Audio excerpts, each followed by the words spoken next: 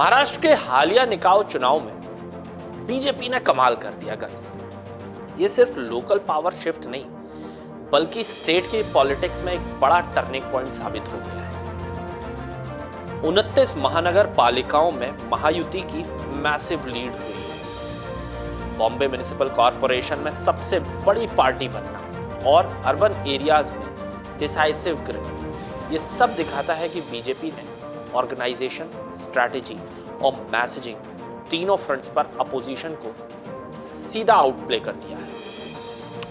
महायुति की यूनिटी की सील लग गई है, लेकिन लीडरशिप का सेंटर पॉइंट क्लियर है, बीजेपी। अब आगे क्या? पहला टारगेट है अर्बन गवर्नेंस को फुल परफॉर्मेंस मॉडल में कन्वर्ट करना, जिसकी अभी तक महाराष्ट्र में कमी थी। Fast project execution, transparent tendering और स्मार्ट इंफ्रास्ट्रक्चर, इसके साथ ही सिटीजन सर्विसेज की सुपर डिलीवरी। अगर ये म्युनिसिपल लेवल पर हिट हुआ तो 2029 असेंबली इलेक्शन के लिए यह सबसे बड़ा नैरेटिव साबित होने जा रहा है। दूसरे पर बात करते हैं तो ऑर्गेनाइजेशनल एक्सपेंशन फुल स्विंग में काम कर रहा है। वार्ड्स हो या असेंबली तक सारे cadre restructure, booth level micro management के साथ होंगे और अर्बन वोटर्स के इश्यूज पर डेटा ड्रिवन पॉलिटिक्स शुरू होगी। तीसरे की बात करते हैं तो अपोजिशन की वीकनेस एक्सपोज करना, वोटर ट्रांसफर की कमी हाईलाइट करना और स्टेबिलिटी वर्सेस इनस्टेबिलिटी की डिबेट को शार्पन करना, ये अब बीजेपी और महायुति की सबसे स्ट्रॉन्ग होल्ड का पॉइंट साबित होने जा रहा है। इस बीच में शिंदे का क्या होगा, थोड़ा उस पर भी बात कर लेते हैं।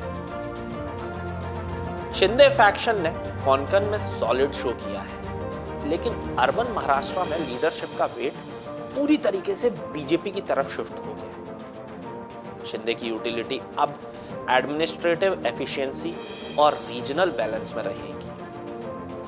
आसान शब्दों में कहें तो शायद बाल साहब ठाकरे की बनाई हुई वो शिवसेना अपने ही महाराष्ट्र में अब कहीं गायब होती हुई दिख रही है।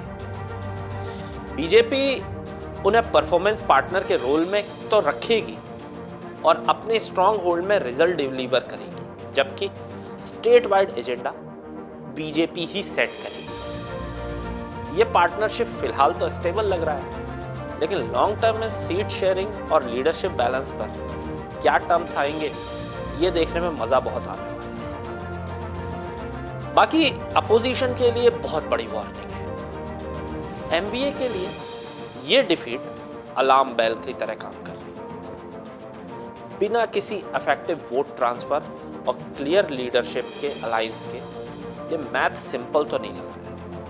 बीएमसी जैसे किले को ध्वस्त करना ये बता रहा है कि इमोशनल अपील से आगे बढ़कर एडमिनिस्ट्रेटिव क्रेडिबिलिटी दिखानी पड़ रही है। दोस्तों, ये जीत बीजेपी को सिर्फ अर्बन महाराष्ट्र की चाबी नहीं देती, बल्कि नेशनल पॉलिटिक्स में स्टेट को एक मजबूत किला बना रही है।